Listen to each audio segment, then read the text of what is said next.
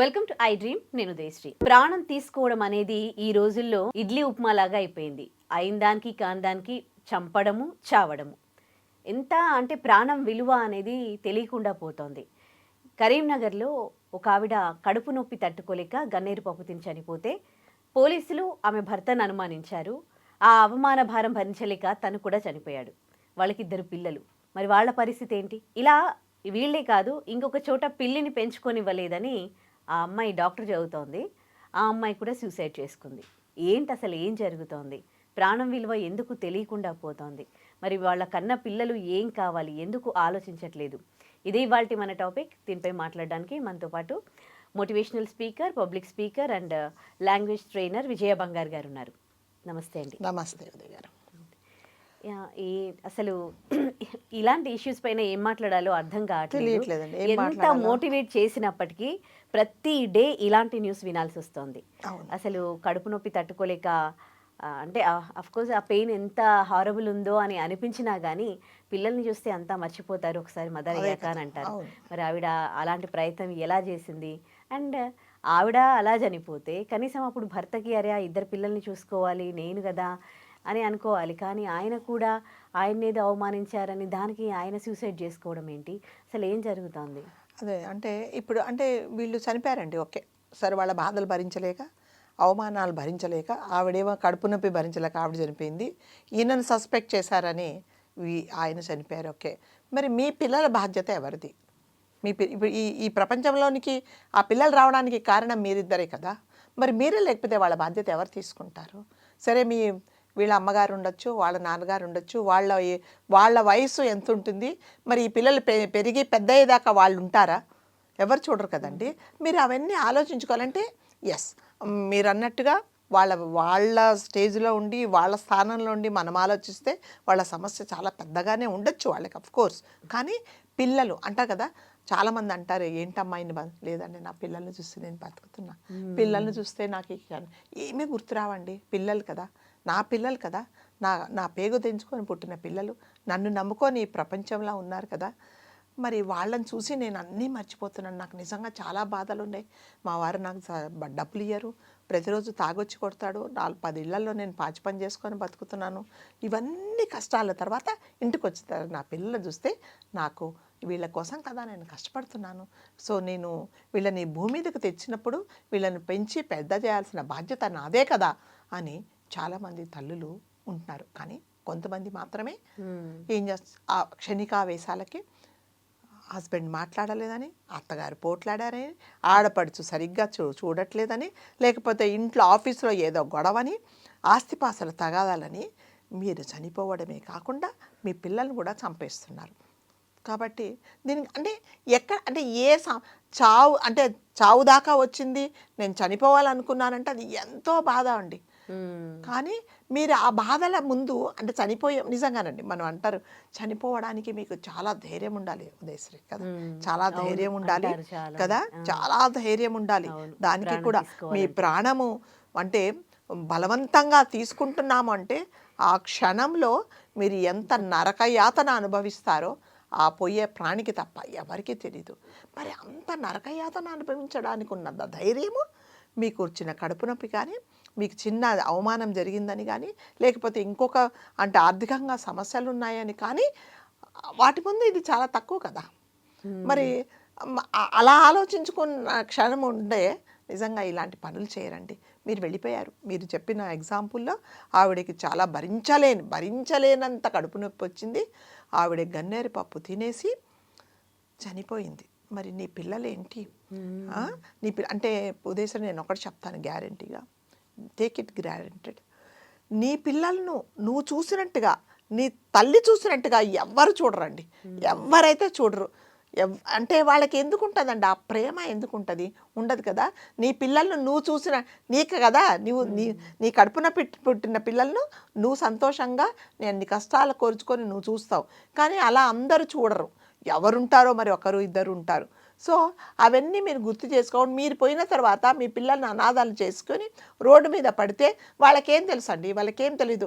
ఏ కష్టం వచ్చినా మా అమ్మ, మా నాన్న, మా అమ్మకు చెప్తా, మా అమ్మని అడుగుతాను అనుకుండే చంటి పిల్లలను మీరు ఈ లోకంలో వదిలేసి వెళ్ళిపోతే మరి వాళ్ళ బాధ్యత ఎవరు తీసుకుంటారు? వాళ్ళు ఎలా పెరిగి పెద్దగా అవుతారు? నిజంగా వాళ్ళు ఒక మంచి స్థానంలోకి రావాలంటే ఈ డిప్రెషన్లో వాళ్ళు నిజంగా చదువుకుంటారా? మరి వాళ్ళు ఏం బాగుపడతారు?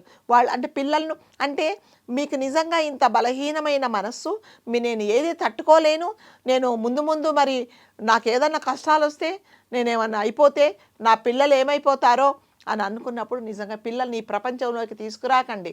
మీ ఇష్టం ఉంటే బతకండి అంటే చనిపోవని మన సలహా ఇవ్వట్లేదు. తర్వాత మీ మీ నిర్ణయం మీరు తీసుకోండి. మీరు ఈ పిల్లలను ఈ భూమి మీదకి తీసుకొచ్చినప్పుడు వాళ్ళ బాధ్యత మీదే, తల్లిదండ్రులదే.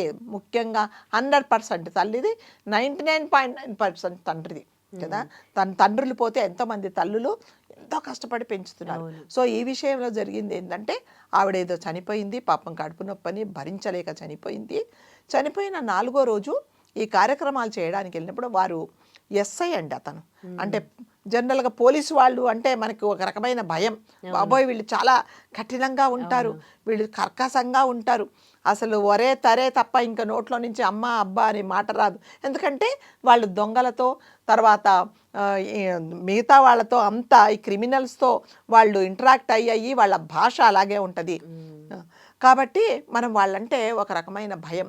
అలాంటి ఆయన కూడా 5వ రోజు ఈ బంధువులందరూ దాడి చేశారట ఆయన మీద, నీ వల్లే చనిపోయిందని. నిజంగా ఆవిడ కడుపు నొప్పి వల్ల చనిపోయింది అనేది అసలు యాక్చువల్గా తెలిసింది. నిజంగా ఆవిడ ఎందుకు చనిపోయిందో, ఆవిడ చనిపోయినప్పుడు ఈయన లేరు కూడా, ఈయన ఏదో డ్యూటీలో ఉన్నారు. ఆయన మీద దాడి చేస్తే స్వయాన ఆ అమ్మాయి వాళ్ళ మామయ్య గారు తన్ని తీసుకెళ్ళి ఒక రూమ్లో బంధించాడు. బాబు నువ్వు బయటికి రాగు, వస్తే చంపేస్తారు అని కదా. అలా అన్నప్పుడు అయిన తర్వాత ఆయన ఏమనుకున్నారంటే, బాబోయ్ ఇంకా నన్ను బతుకుతారో, నేనేమి తప్పు చేయలేదని ఆయన కూడా సూసైడ్ చేసుకున్నారు.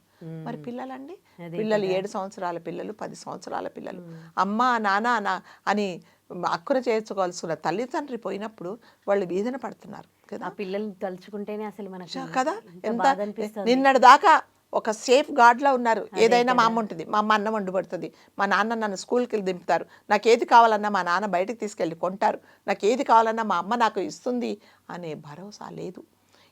ఈ కర్మకాండలు అయ్యేదాకా చుట్టుపక్కల అందరూ ఉంటారండి. దాని తర్వాత ఎవరి పనులు వాళ్ళకుంటే ఎవరంతకు వాళ్ళు. మరి మీ పిల్లల బాధ్యత ఎవరు తీసుకుంటారు? మీరు క్షణం అంటే ప్రతి ఒక్కరికి నేను సలహా ఇవ్వట్లేదండి, దయచేసి ఆలోచించండి. ఈ ప్రాణాలు తీసుకునేటువంటి నా పిల్లలేంటి, నన్ను నమ్ముకున్న పిల్లలు ఏమైపోతారు? మీరు చనిపోయిన తర్వాత నిజంగా మీకు మనశ్శాంతి అంటారు కదా, అది ఉంటుందా? మీకు మీ ఆత్మలు సంతోషపడతాయా? మీ పిల్లలు కదా, మీ పిల్లలు రోడ్డు మీద తిరుగుతూ ఉంటే అమ్మ లేక నాన్న లేక ప్రతి ఒక్కరు చీత్కరిస్తూ ఉంటే ఆస్తిపాస్తులు ఉండడం ఉంటాయమ్మా. కానీ మీరు పెద్దగా అయ్యేదాకా వాడిని ఎలా రక్షించుకోవాలన్నది కూడా పాపం పిల్లలకు తెలియదు కదా. మీరు అన్నం వండితే పెడతారు, తింటున్నారు, దోశ వేస్తే దోశ తింటున్నారు, స్కూల్కు బాక్స్ పెడితే వెళ్తున్నారు, చదువుకుంటున్నారు, ఇంటికి వస్తున్నారు. వాళ్ళకి ఏముంటుంది? మీరు అర్ధాంతరంగా ఇలా వెళ్ళిపోతే ఆ పిల్లల బాధ్యత ఎవరిది? వాళ్ళని ఎవరు హక్కు చేర్చుకుంటారు అనేది ఒక్క క్షణం ఆలోచిస్తే మీరు మీ కడుపు నొప్పి కానీ, మిమ్మల్ని అవమానించడం కానీ, మీకు ఏదైనా కూడా వీటి ముందు దిగదొడిపే. మీరు చచ్చి మనం ఏం సాధించలేము ఉదయశ్రీ కదా.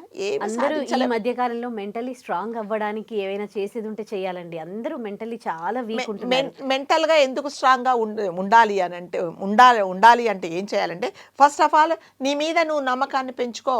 ఎస్ నేను స్ట్రాంగ్, వీళ్ళు ఎంతమంది ఉన్నా కూడా నేను ధైర్యంగా ఉంటాను, ఈ ప్రాబ్లమ్స్ నేను ఫేస్ చేయగలను, చెయ్యాలి, నాకు తప్పదు అని మీరు ఎప్పుడైతే అనుకుంటారో అప్పుడే మీకు ఇట్లాంటి సెకండ్ థాట్ రాదు. ఎప్పుడైతే నేను వీకు, నేనేం చేయలేను, నాకు ఇంతే.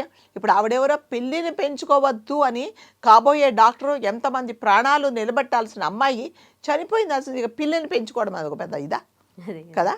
సరే ఇవాళ వద్దనేది మీ అమ్మ, 2 రోజుల తర్వాత అమ్మ నాకు పిల్లంటే ఇష్టమని ఆమెను నేను సంజాయించవచ్చు, లేకపోతే ఏదో ఒక అమ్మ నేను పెంచుకుంటానమ్మా నా ఇష్టం అనొచ్చు. ఆ కష్టం ముందు నువ్వు చనిపోవడం ఏంటండి? ఇంత మెంటల్ వీక్ ఉన్న వాళ్ళు రేపొద్దున నువ్వు పేషెంట్లను ఏం చూస్తావు నువ్వు? కాబట్టి చనిపోవడం అనేది ఏ సమస్యకు, ఈ ప్రపంచంలో ఏ సమస్యకు పరిష్కారం కాదండి. చనిపోయే ముందు ఒక్కసారి మిమ్మల్ని నమ్ముకునే వాళ్ళని రోడ్డున పాడేసి మీరు వెళ్ళిపోతున్నారు అంటే మీ జీవితానికి సార్థకత ఏమి లేదు. ఈ ప్రపంచంలోనికి మనం వచ్చింది బతకడానికి, చనిపోవడం నిజంగా ప్రతి ఒక్కరూ చనిపోవాల్సిందే. ఏ ప్రయాణం ఎప్పుడు ఆపు చేయాలో పంపించిన వాళ్ళకి ఆ భగవంతుడికే తెలుసు. అంతేగాని అర్ధాంతరంగా చనిపోతే మీరు ఎందుకు వచ్చారు అనేది అసలు దానికి పర్పసే లేదు కదా. కాబట్టి చనిపోవాలి అని మీరు అనుకుంటున్నప్పుడు ఆ థాట్ వచ్చినప్పుడే మీరు బయటకు వచ్చేసేయండి, లేదా నలుగురికి ఎవరికన్నా చెప్పుకోండి, లేదా ఎందుకు నేను ఇది ఆలోచిస్తున్నాను, ఇవాళ ఉన్న కష్టము రేపు ఉండదు కదా. మనకు ఆ ధైర్యం వచ్చినప్పుడు అరే నిన్న నేను ఇంత చిన్న సమస్యే కదా, రేపొద్దున మనం ఆలోచిస్తాం అయ్యో నేను ఏదో రాంగ్ డెసిషన్ తీసుకుంటే దాన్ని నిజంగా వాళ్ళకి అనిపిస్తుంది. కాబట్టి చనిపోయే ముందు దయచేసి ఒక్క క్షణం మీరు ఆలోచించండి. మిమ్మల్ని నమ్ముకున్న వాళ్ళను, మీరు చనిపోయారు సరే, మీరు నరకయాతన పడి చనిపోయారు, దాని తర్వాత కాన్సిక్వెన్సెస్ ఏంటి, మిమ్మల్ని నమ్ముకున్న వాళ్ళు రోడ్డు మీద పడిపోతే దానికి మీ సార్థకతే లేదు. కాబట్టి దయచేసి మీ మీద మీరు నమ్మకం పెట్టుకోండి. ఇవాళ వచ్చిన కష్టం రేపు ఉండదు, రేపు వచ్చిన కష్టం ఎల్లుండదు. మంచి రోజులు అనేది తప్పకుండా ప్రతి ఒక్కరికి వస్తాయి. ఎస్, మనను మనం నిరూపించుకోవాలి అంటే బాధలు ఉన్నప్పుడు, క్రైసిస్ ఉన్నప్పుడే కదా ఛాలెంజ్ చేసి ఏటి ముందు నేనేంటి, నేను ఎదుర్కొంటానని మీరు గుండె ధైర్యము, మనోధైర్యం ఉన్నప్పుడు మాత్రమే మనము ఈ ప్రపంచంలో బతకగలం. రైట్, థ్యాంక్ యూ అండి, మంచి మాట చెప్పారు. నిజంగా ప్రస్తుతం ఉన్నటువంటి సమాజం దేనికి ప్రయారిటీ ఇస్తుంది? ఆర్థిక సంబంధాల చుట్టూ మాత్రమే తిరుగుతోంది. మళ్ళీ ఎన్నికలంగానే చాలా విరక్తి కలుగుతాను. మంచి అనిపిస్తుంది కదా, లేడీస్ కూడా ఛాలెంజింగ్ జాబ్స్ చేసినప్పుడు చాలా బాగుంటుంది.